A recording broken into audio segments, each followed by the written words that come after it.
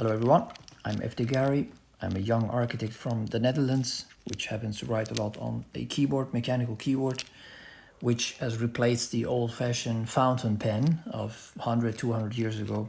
And these days, if you want to write a lot and you work on the computer, then most probably, and you have any sense of technology and are up to date, then probably you have mechanical keyboards. But also if you're a gamer or otherwise a computer scientist or working a lot with design or code, then probably you have a mechanical keyboard. And in the previous video, I talked about the general differences of different kinds of switches that have a different feeling, have a different tactile, different sound, different feel, different from smoothness to tactile to bumpy and clicky. And today, this video, I'm going to talk about how I desoldered all the switches from my mechanical keyboard. This is completely opened up. And I want to replace them with these switches, which I recently bought. They're pretty cheap and are very high quality, very nicely made with a beautiful milky soft housing which diffuses the backlight, the RGB backlight in whichever color you have. Even if it's just plain white, it will give a beautiful mushed out lighting effect instead of like the sharp looking in your eye RGB color effect. So I really like it. These are from Gateron, but you can from any brands, so there's fine. And so several things I've just first thing, so a few steps. If you open up your mechanical keyboard, I think the most difficult step is to desolder, is how you desolder all the old switches. And there's plenty of other videos that talk about how you desolder something that is already soldered on.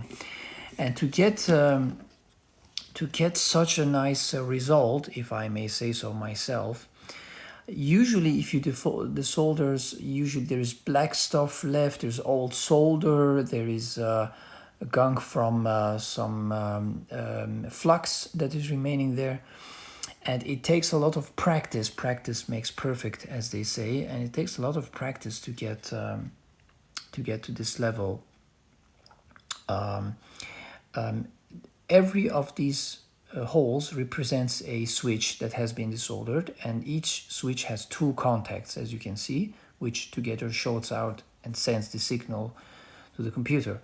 So before you can remove this PCB from the metal backplate, each and every switch which is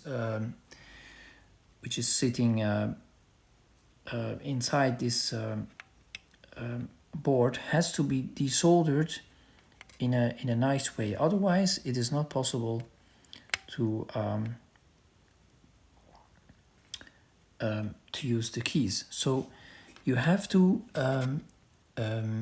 and the reason why these switches don't fit yet is because they have extra I don't know if you can see, they have like 5 pins, one big in the center and 2 small ones on the sides, which can be easily cut by a Stanley cutter. Just be careful not to cut the metal connection points. And then they will fit right through. So I still have to customize this a little bit. First step, one thing that you always have to check is that some pins like these, I sorted, some of them have a bend in the contact points, as you can see. And of course, if this happens, then the board will not slide through, they will not fit. So check all your switches prior to placing the board down. If you get a switch with a bent connection point, it's not the end of the world. Just gently, as you can see, here's another one which has a bent, and you can just very gently, slowly bend it back a few times just to make sure if it is straight. And if it is, then you're just fine. So you don't need to send them back or anything. It happens, and even the best brands have sometimes bent points, and it's okay. Just bend them gently back. They're pretty flexible, and no worries.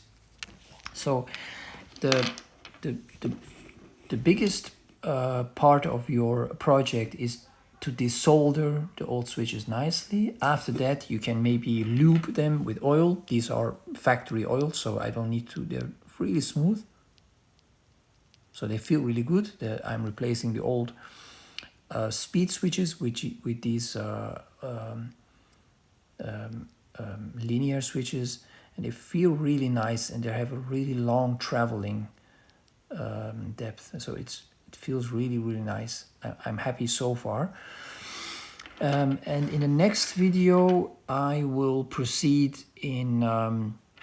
I've then cut all the extra points, which are unnecessary for my board, and I would place them already in place, and then I will make another movie how to proceed from there. So over and out for now. See you in the next step.